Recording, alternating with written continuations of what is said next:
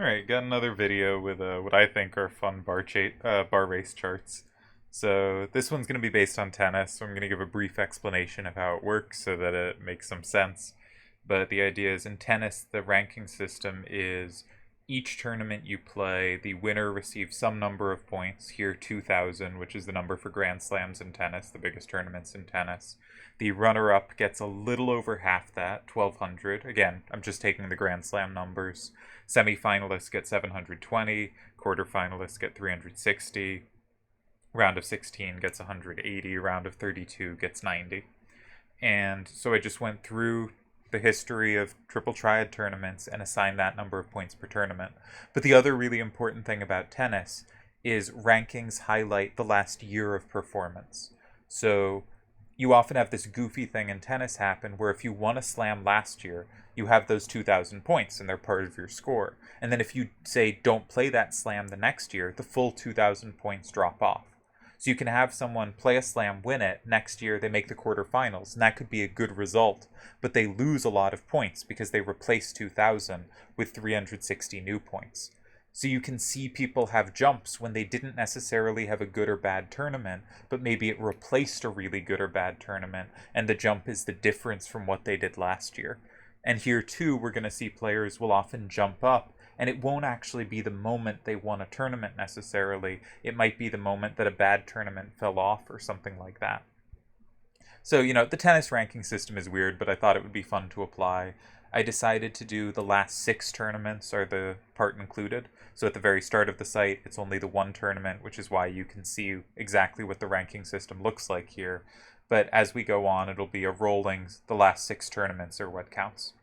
And I'm just going to go through it. I'll comment on some random things I notice. Like here we get to see a lot of players you might not have heard of because it's just the first tournament at the start. And so you only need the one result in the first tournament to show up here. And I'm going to let it play. I'll probably pause at some points. We see the rise of Broccoli as she wins TTAC 1. We see players like Grat, Cookie starting to rise. Yeah, Cookie's shooting up. Cookie takes the lead over Kaus. And we get Firebrand climbing with his win. We're seeing Mafi Josie. Doc Evil shoots up. He's going to take over. We see players like Kefka, Gambit, C17, Biddy, Slawio, Soaps, Sujiro starting to rise. Beastay coming up strong. Kamikaze rising. We saw Nimloth, Lionheart.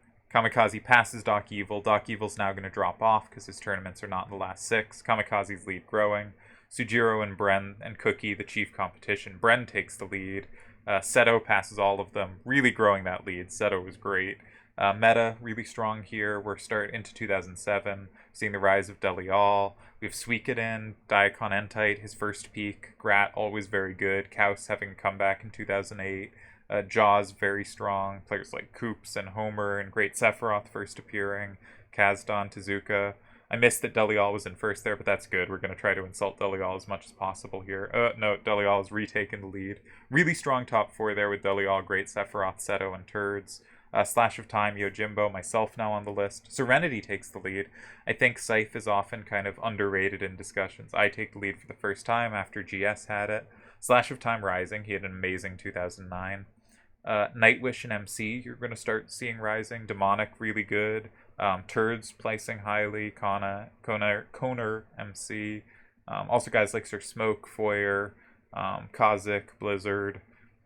Delial not having the best run this year, but he'll come back. Nightwish took the lead. MC takes the lead from Nightwish. Really strong showing in 2010 from the Polish brothers. And Yojimbo rising for the first time. Can he get the lead? No, I took it there. But now he's rising again, and Yojimbo claims the lead. We're going to see a lot of Yojimbo in the lead. He had a lot of very good years.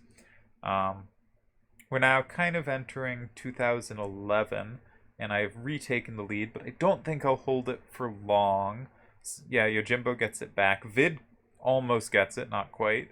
Seto rising again. Slash always very strong. Delial rising. Chickeny, amazing player. Definitely, I think, the best player to never win. Vid rising. Can he get there? He gets a really high score here, but doesn't quite take it.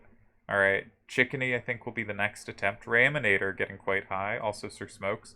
Okay, Sir Smokes gets the next attempt, and in 2013, he does do it. Though Yojimbo quickly retakes the throne, but Smokes had an amazing 2013. I think he had the best year that year. Dark Lord rising. Dark Lord passes Smokes. There are tons of great players I've missed, of course. I'm mostly looking at the top. Patriot, Vialva. Um, lots of players I'm not giving credit. Tezuka keeps showing up 10 years apart. Dalial takes the lead over Dark Lord right at the end. Dark Lord reclaims. Raceland Majir rising. And now we're waiting for it, and it's going to be... What's it going to be? So we've ended the history. This is the highest score anyone had at a given time, so everyone's peak result. And you see that Sir Smokes really had an awesome 2013. Then we get the kind of average score you had during your run.